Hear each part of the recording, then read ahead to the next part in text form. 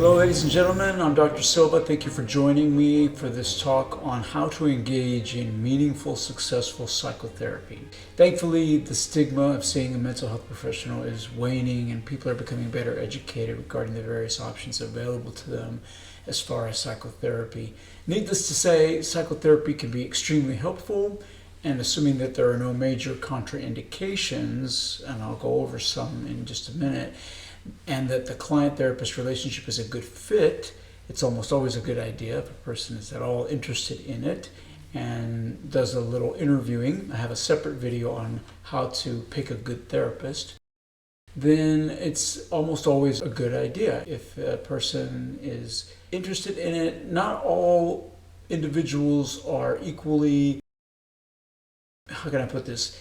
Some patients are really good candidates for therapy. They have a lot of insight, they're introspective, they tend to look within, they're not looking to point the finger of blame at anybody, they don't have a lot of character pathology, i.e. a personality disorder, they are sober if they have chemical dependency, and they really want to better themselves. So that's the ideal patient. The reluctant patient, the husband that's being dragged by his wife into couples therapy, that's obviously one example of a very poor candidate for psychotherapy. So not everybody is at the same level. And then there are patients that are so sick that they should not do therapy. They can't really do therapy. Their depression is too severe or they're psychotic, and psychotherapy is contraindicated, even if they could do it. Even if a depressed person wanted to do it and could do it, their thoughts are going to be mood congruent. They're going to get mired in their depressive symptoms. It's not going to be constructive. So sometimes when a person is too depressed, I will advise against it until they start to feel better. Because then the interpretations that they begin to make will be mood congruent. And as they improve, then they're going to be better off just in terms of what ideas they're fostering, what conclusions they're drawing, what they're capable of seeing and believing, and etc. So those are just some contraindications. Sometimes therapy is not a good idea. But unfortunately, a trial of psychotherapy can also result in disappointment and or even greater confusion. So I'm going to tell you in this video how to embark upon meaningful, successful psychotherapy by setting goals, avoiding some pitfalls, and engaging your therapist. The first thing you have to do is pick the right therapist. Because the start of a successful psychotherapeutic endeavor begins with the therapeutic relationship itself, selecting the right therapist is of paramount importance. It's a complicated issue and there are no guarantees, but it is the sine qua non of engaging in successful therapy. It's also one of the most uncertain of tasks, especially when practical considerations such as geographical location, availability, and cost come into play. Now that we have Zoom, we can do telehealth, teletherapy. The geography is not as important. You still have to get somebody who's licensed to practice in the state that you're in, so there is that limitation. But geography is a lot easier. It doesn't matter so much. You don't have to drive long distances. If you're living in a small town, you can find online therapy, which in my opinion is just as good as being in person. It's nice to be there in person some of the time if you can, but you can do very good therapy just like medicine can be accomplished, and particularly psychiatric medicine, via telehealth technology. But here's some things to keep in mind. A good therapist is well-trained, experienced, non-judgmental, empathetic, unbiased, open to feedback, transparent, meaning honest, upfront, and sincere, and directed when you need it or ask for it. They're there to facilitate your growth and to help you help yourself and solve your own problems. I don't know too much about life coaching other than those individuals don't have to have any qualifications or certifications. So I would be very wary of going to see a life coach. I'm sure some of them are very good and love what they do, but I think a person who's interested in doing that kind of social work shouldn't just hang a shingle, and I think they should have some training and some supervision. That's just my own personal bias there, but I do have another video on how to pick a good therapist, and that goes into more detail on some general guidelines in making the selection.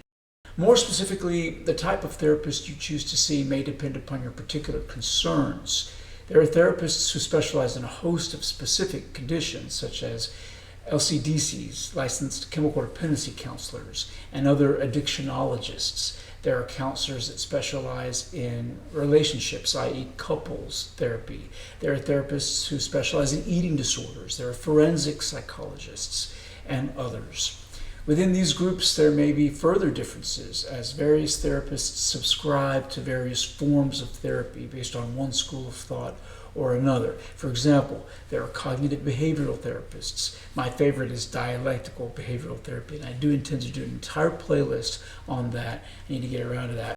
Also, there are interpersonal therapists, there are psychoanalysts. Believe it or not, there's still Freudian psychoanalysts around.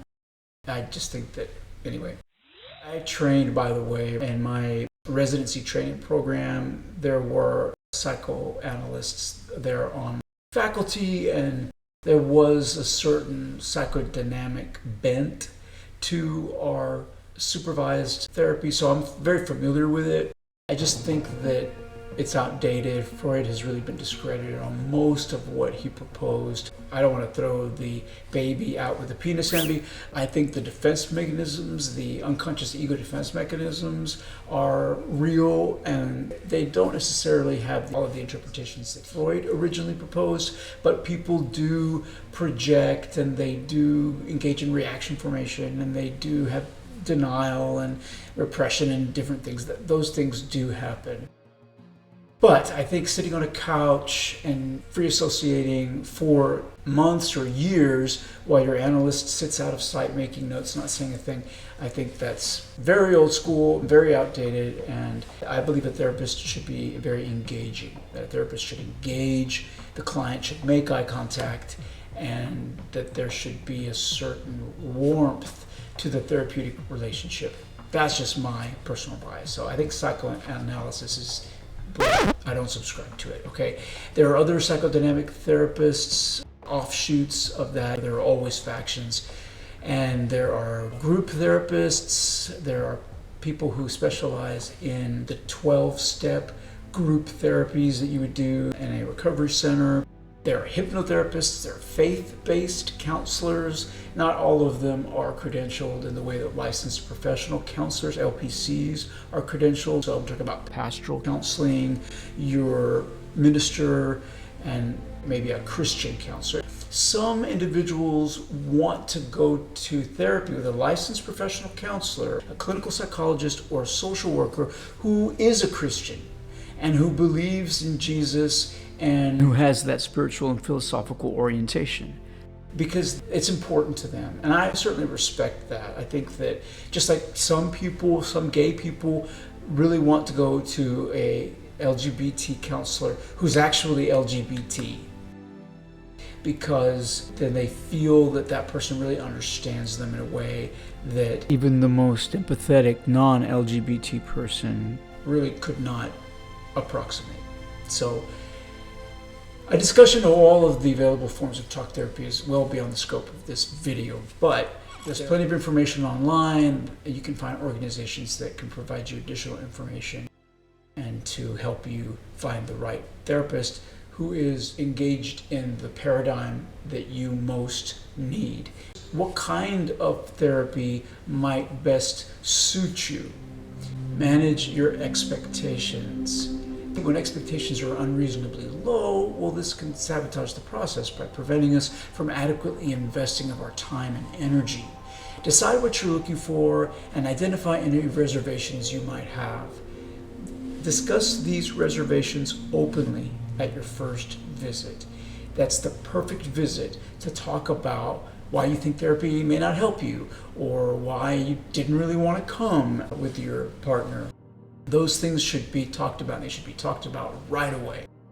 Managing expectations involves being in touch with why you're seeking counseling in the first place.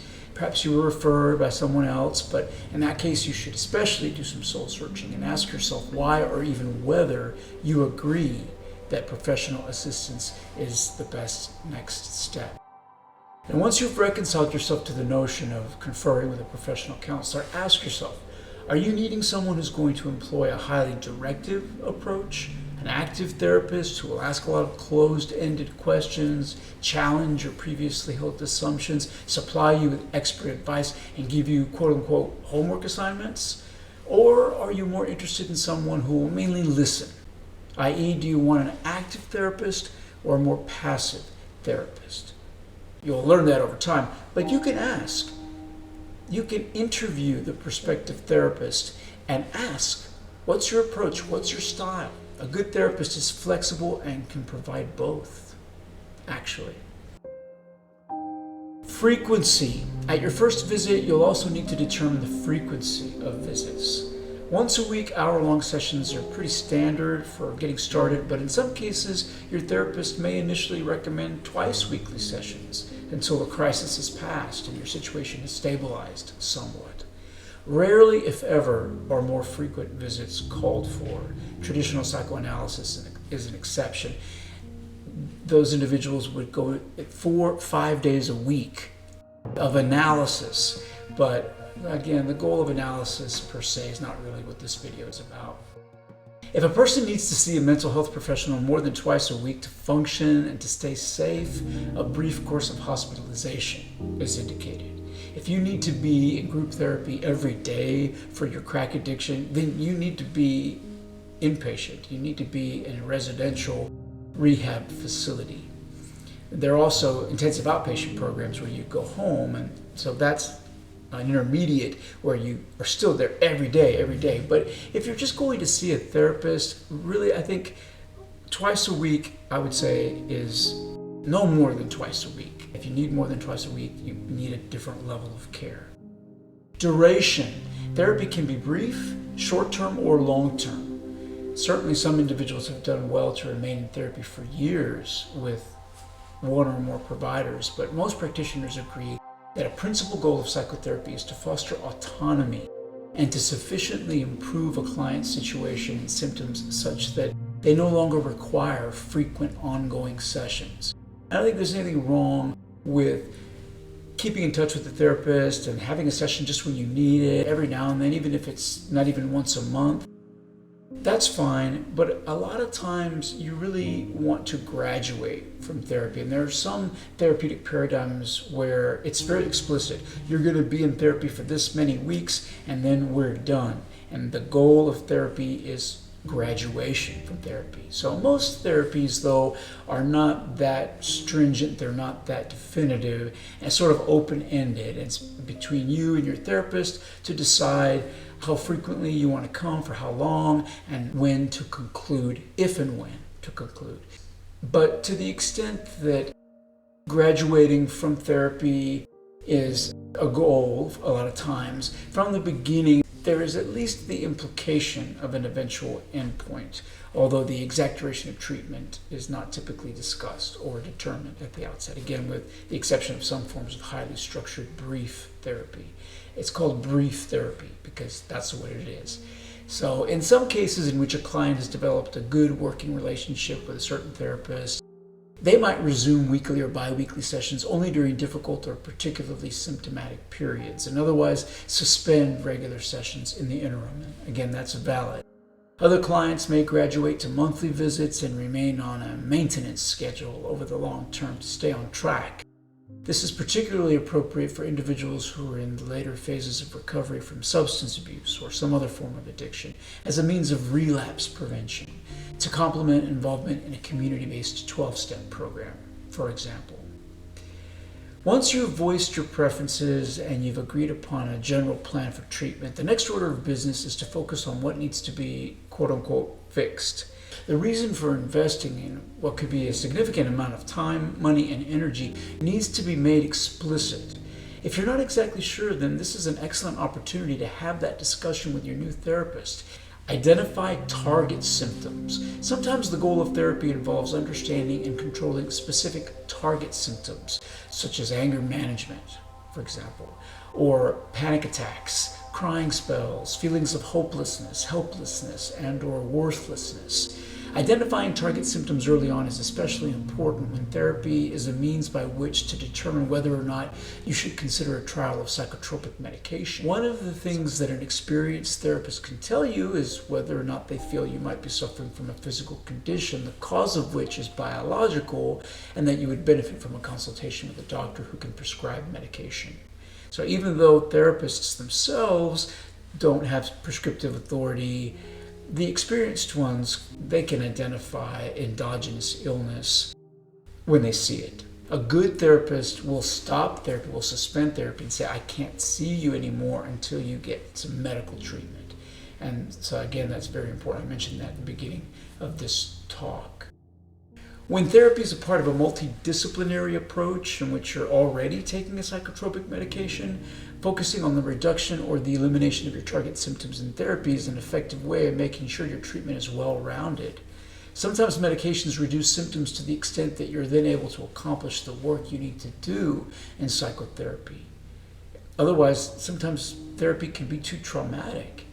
Conversely, psychotherapy can always go beyond what the medications are designed to do by assisting you in taking personal inventory and effecting change that ensures your long-term well-being in a way that has more to do with your environment, your relationships, your attitude and outlook on life, and your lifestyle choices. Things that taking a pill really doesn't affect, at least not directly. There's a lot of research that indicates that patients do better with a combination of medication and psychotherapy versus either alone. Set goals. Beyond defining your immediate needs, the best way to evaluate the outcome of therapy in the long run is to establish concrete, realistic goals that you hope to achieve and setting a time frame for reaching or at least re-examining those goals. And write them down. Make it concrete so you can see it, so you can look at it. Timeframes, of course, should be flexible and subject to adjustment as becomes necessary. Although certainly in real life decisions may have to be made and certain problems dealt with in a timely manner, there are never any quote-unquote deadlines in therapy beyond which personal growth cannot occur, right? You're always free to continue introspecting and working and taking ownership of your emotions and your behavior. And so it's good to set some goals and set some time frames, but that has to be very flexible and it should not derail you. If you relapse on alcohol, if one of your goals is, I'm not going to drink any more alcohol, I'm going to go to AA meetings, I'm going to come talk to my LCDC, I'm not going to drink anymore, and then you do drink, that doesn't need to derail you completely. While you'll want to have thought this through a bit before your first consultation with a new therapist, determining all of your goals is not something you have to have accomplished prior to your first visit. As a matter of fact, in therapy, you may discover goals that you really would not have otherwise been aware of. Proper goals evolve over time, and your therapist should actively engage you in determining what they are and how to modify them as you go along as appropriate. Whatever else, don't be shy about discussing the treatment plan. How will progress be measured? Seek to understand. Concrete goals are a good idea, but remember also that the lasting benefits of therapy involve more than having simply put out fires and surmounted specific obstacles. Life is full of trials and there will always be something else to negotiate. What enduring lessons has therapy taught you? A perfectly valid, if somewhat more ambiguous goal for therapy is to answer questions such as these and to come to know oneself better in the process. Of course, with questions like these, it may be that at the outset of therapy, you won't even know which ones need answering. Often, one of the long-term benefits of psychotherapy is discovering the important questions in your life, and working to resolve them is one of the rewards, even when some of them don't necessarily have definitive, absolute answers, because life circumstances change, and we evolve as individuals. Sometimes asking the question is more important than determining any definitive answer that's going to be set in stone for the rest of your life. Whatever you do, be honest.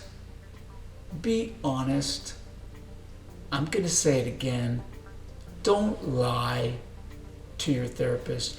I mean, I guess if you're on probation and you're getting drug tested and you are cheating and you're doing drugs and the therapist has to send a report to your parole officer, I guess in that situation there would be a reason to lie to your therapist. You're being forced to go, and if you tell the truth, you're going to get in trouble. But in all other situations, lying to your therapist, the reasons that people do it when there's not Big Brother watching and they're not going to go back to jail because of it, it's usually embarrassment. It's usually not wanting to make oneself vulnerable, even though it's a safe space, even though you're not going to be judged. If the good therapist really won't judge you, not even in their mind. There are many ways to sabotage your efforts in therapy, both purposely and unwittingly. Perhaps the most common, though, is not being completely honest with your therapist. There are two ways to be dishonest in treatment, and thereby to cheat yourself of the full benefit of therapy, and really to waste your money, your time and your money. One way is to lie or distort the truth. This we do on purpose, and there are many reasons for it, all of which seem like a good idea at the time, maybe. But of course, lying only detracts from the usefulness of therapy. And it's dumb. It's a dumb thing to do. Examined logically, lying to your therapist is pretty pointless. Remember that your therapist is like your lawyer. They're your advocate. They're not there to judge. They're also bound by the ethical guidelines of their profession, which includes strict confidentiality. There are only a few instances in which confidentiality can be violated. So unless you know for a fact that anything you say can and will be held against you in a court of law, the urge to deceive your therapist is at best irrational, at worst self-defeating. The other way to be dishonest is through blatant omission, holding back the truth or the whole truth, usually due to feelings of guilt or embarrassment. Sometimes what we don't reveal is more misleading than the little white lies that we're apt to tell. Though it may be difficult, do yourself a favor and try your best to tell the whole truth and nothing but the truth. I promise you'll get so much more out of therapy. And the thing is that when people do this, most of the time they know that it's irrational. Because they just can't, when it's due to anxiety, when it's not just embarrassment of trying to save face, or a narcissistic, trying to seem, if it's not a narcissistic thing.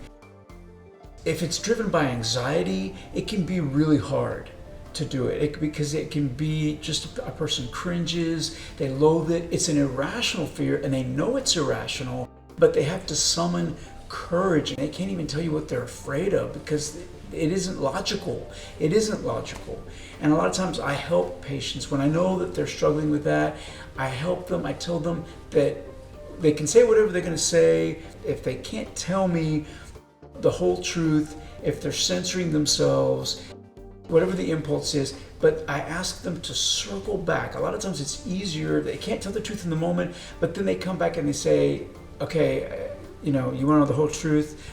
Here's the whole truth. So it's a lot of times it's easier for those patients who have a phobia almost about it to circle back and do it a few seconds later even.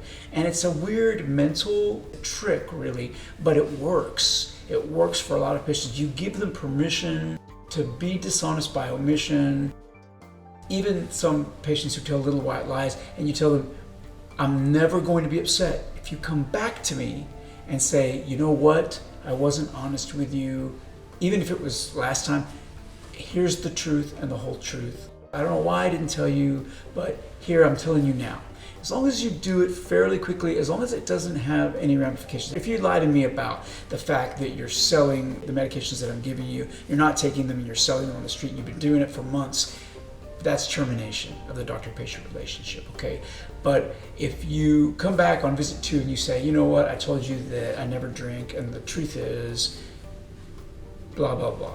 Or I don't drink alcohol, but I am smoking pot every now and then, etc. My patients will never get in trouble for telling me the truth like that, even if they didn't do it initially. So I encourage them to do that, the ones that are scared to do it. So, but not having to worry about censoring yourself with your therapist, that's one of the great benefits of the professional therapeutic relationship. It's truly special, and it is like your lawyer.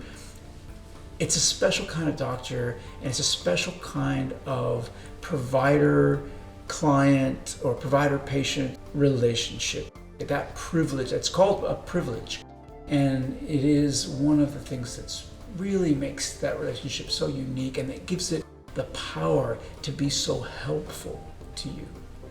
Being completely honest and relaxed can be incredibly liberating and highly therapeutic in and of itself, but understandably, this might be something that you'll only slowly gain comfort with over time as you come to better know and trust your therapist. And I say that to my patients all the time as well, that I'm new to you, but you'll come to trust me, and don't worry, and you're gonna relax. And just saying that to them, even on the first visit, helps to break the ice, and it helps to get them there faster. A lot of times they get there by the end of the first session because I've told them, I'm new to you, you don't know me, you don't trust me yet, but you will.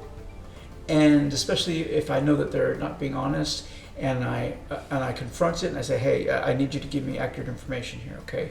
And there's no reason not to. And they're always taken aback. They don't know how am I reading their mind. They don't know how I'm doing it. But when you've seen thousands, tens and thousands of patients, and you've been in the situation over and over again, you can see it. You're doing a mental status exam, you can see it. Eye contact, affect, the words they use, and if there's a motive, and so you always know. Or if they say something that's not medically feasible, it can't be, and so then you got to figure out why they're telling me something that can't be. Are they doing it on purpose or not? And there's an algorithm, and anyway, I can peg them 1,000 miles away, especially the ones that are being consciously, they want to deceive me and they're trying to manipulate me. It's not going to work. And so I read those patients the riot act. But everyone else who's got all kinds of reasons for being nervous and for holding back and for not trusting that they can be 100% honest on that first visit, it really does help to tell them, I get it, and I'm not going to rush you, but I'm good at what I do, and if you trust me, and if you follow my instructions, I'm really good with these meds. It's appropriate to tell that to a patient, to not be modest, because they don't want a modest doctor. They want a doctor who's going to say, I know what I'm doing. I've been doing this a long time, and I am 100% certain of what we're dealing with here and how best to treat it. But it's perfectly natural to have some trepidations. Just don't be afraid to admit to your therapist when the time comes that you may have failed to mention something important early on. A lot of times people feel like, they lied, and now they can't come clean because now, it's a problem, now they're going to get in trouble. But even that you gave an untruthful answer because you were unsure. Believe me when I say that a compassionate, competent therapist won't take it personally. We are professionals. We don't take things personally, or we shouldn't. Probably some do, but they need to go back in training, I think. We would much rather prefer knowing what I need to know to best counsel you as soon as you're comfortable enough to reveal it. Better late than never. As long as it's not too late. If you wait a long, long time, then you're just wasting time and you're spinning your wheels. Unfortunately, when it's part of a client's avoidant personality, sometimes a client feels so guilty about having lied that they can't bring themselves to set the record straight. And therapy is then corrupted by an unnecessary tension and the added stress of having to avoid what may be at the heart of the matter and having to keep up this charade of, I already lied about it, so now I have to be consistent with my lie. And sometimes the lies they get compounded, and then you have this nasty snowball until the person just goes away, never comes back, and then they might repeat that with the next therapist. But if this is happening to you, try writing your therapist a brief note explaining why you felt you couldn't be entirely honest before, and ask for their assistance in moving through that unexpected roadblock. A good therapist will be glad to get such a communication from you, and they will be glad. If you can't tell them in person, face-to-face, write them an email. Remember that in therapy, everything is fair game, and in as much as it provides added insight into the nature of the way in which you tend to relate to other people and what it says about your emotional sensibilities, many times the therapeutic process and the relationship itself needs to be the focus of the discussion for a while. There is a phenomenon called Transference and countertransference, which is actually also comes from the psychoanalytic school. And again, the hardcore definitions according to Freud are not necessarily what I'm talking about, but it is about the therapeutic relationship, which is always complicated by a certain degree of that. I have a lot of patients who want to meet me for coffee, and it's not appropriate, and it can be unethical on my end. A therapist is not a friend. Therapists and clients do not and should not socialize outside of their scheduled appointments. While many clients want to become friends with their therapists and even understandably consider themselves to be on friendly terms, it's never appropriate for a degreed professional to seek personal validation and social enjoyment by dropping their professional role and adopting the client as a friend. This is not only counterproductive, it's unethical. What do I want to get out of it? They want to know me better because they like me and they respect me and they enjoy their visits with me. I seem like somebody that they would love to have coffee with because they're seeing a version of me that's like the best version of me, right? I'm not always Dr. Silva, but it's unethical for me to go meet them for coffee because what am I getting out of it? Why do I want to socialize with my patient? No, it would corrupt the relationship. It's incestuous. I can't socialize with you, and what are we going to talk about? Politics, or what are we going to talk about? You're going to get to know me as a person, and then we're going to go back to this other way of relating? We can't. We've corrupted it. So it's like having sex with somebody. Now you're going to go back to being their whatever? You can't do it.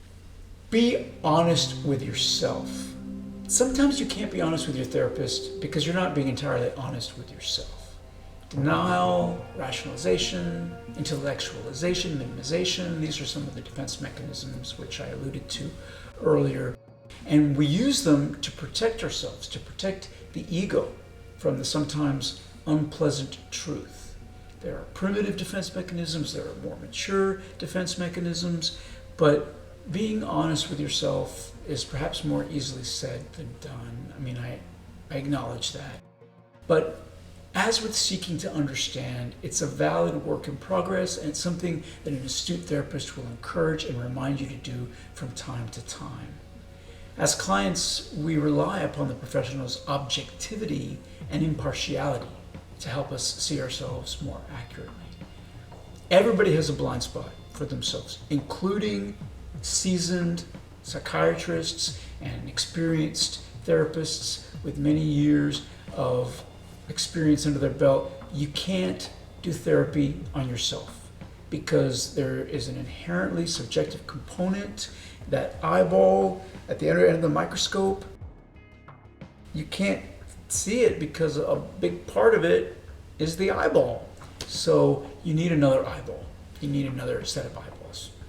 Preferably two, but if they only have one eyeball, a one-eyed therapist is fine as well.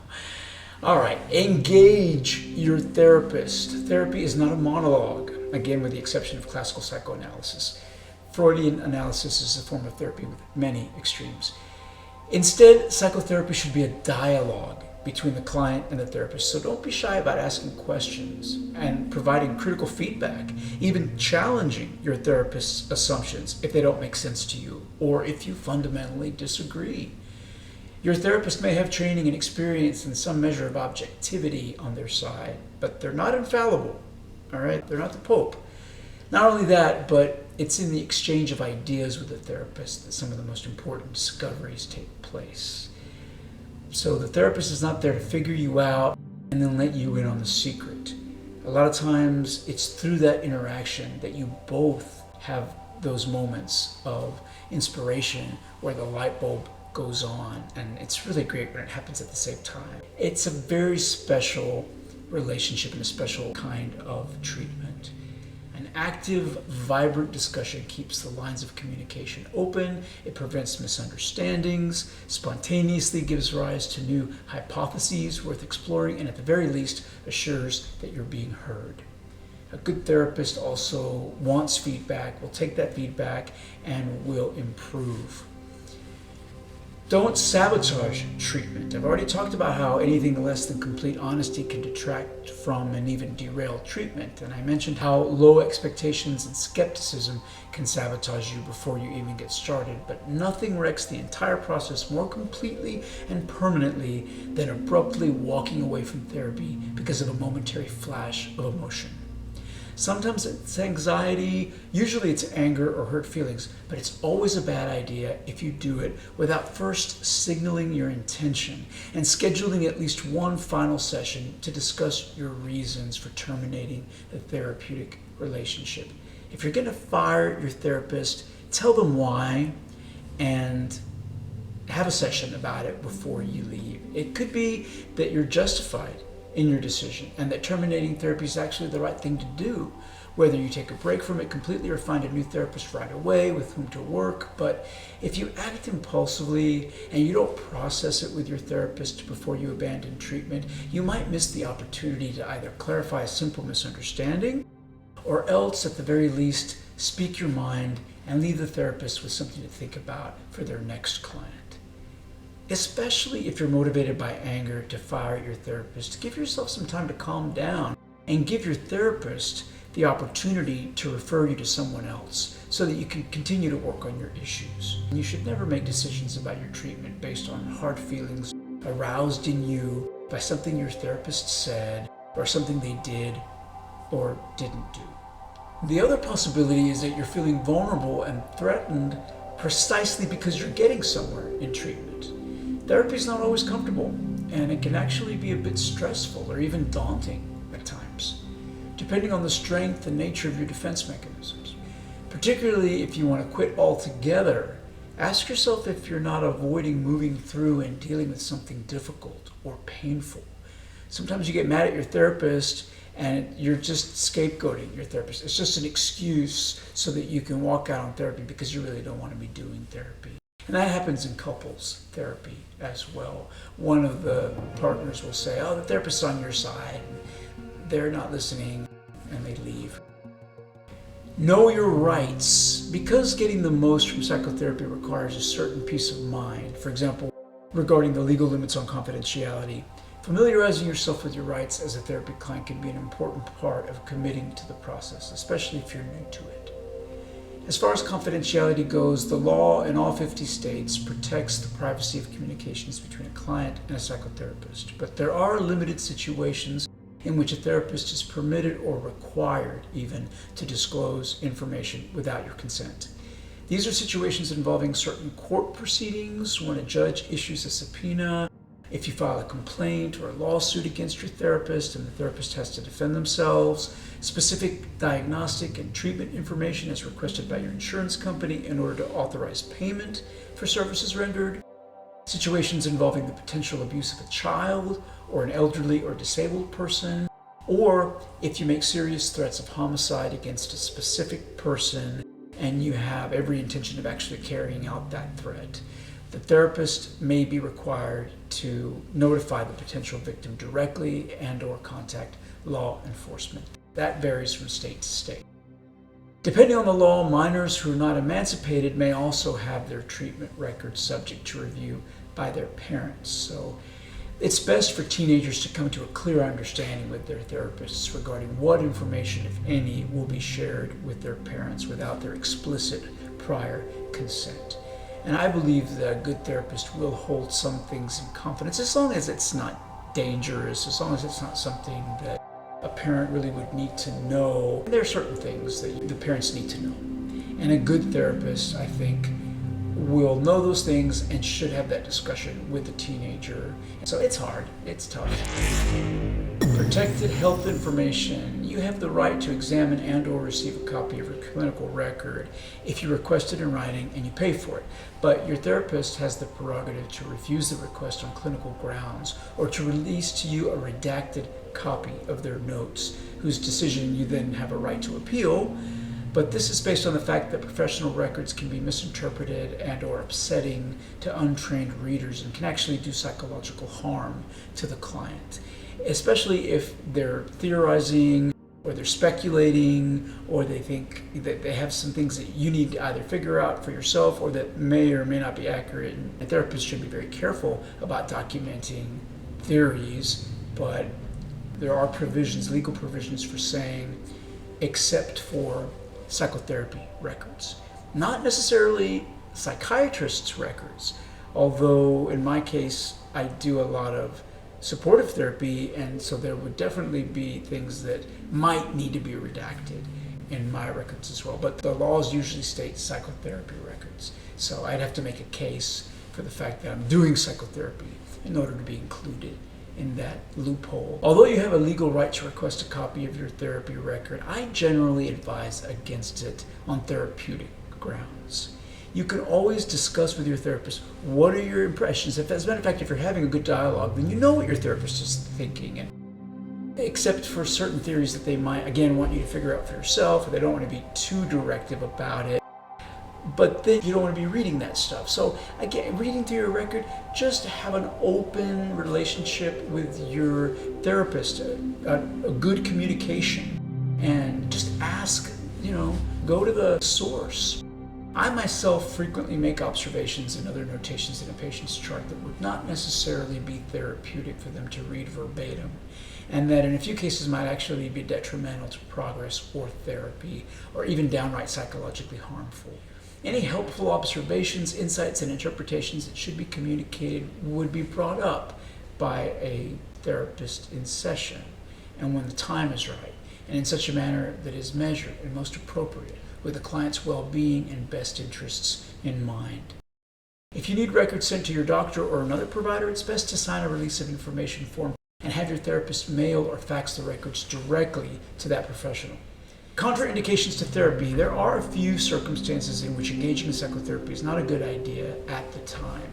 These all involve periods during which the potential client is too sick to engage in healthy, conducive talk therapy, including periods of detoxification from drugs or medicines, episodes of acute psychosis when a person's reality testing is impaired, and during severe major mood episodes. Acutely manic individuals do poorly in therapy, although they are prone to talk. Therapy should be deferred or suspended until their symptoms come under control on medications. Similarly, if an episode of depression is especially severe, talk therapy is relatively contraindicated until medical treatment has a chance to work. A seriously disturbed mood will contaminate the therapeutic process. Patients who are deeply depressed are often incapable of formulating positive interpretations or of envisioning a better future. All therapy may accomplish for these individuals during these times is to induce a great deal of painful, mood-congruent, and ultimately harmful ideations and helpless conclusions. I remember one patient I had who was bipolar who actually screamed in the middle of the session. It was a wail of desperation and hopelessness. I should have terminated that visit. Instead of doing our usual hour-long session, I should have terminated it, and I'll see you next time, and here's some medicine, we're going to increase the dose and come back and see me next time. But I was green, It's better to wait until the client is physically capable of fostering hope and of feeling empowered before proceeding to introspect and to problem solve. That's enough. Thank you for listening. And if you are embarking in psychotherapy, good for you. Kudos for wanting to better yourself and wanting to know yourself better. And good luck, and try to remember some of these tips. I think you'll have a much, much better time.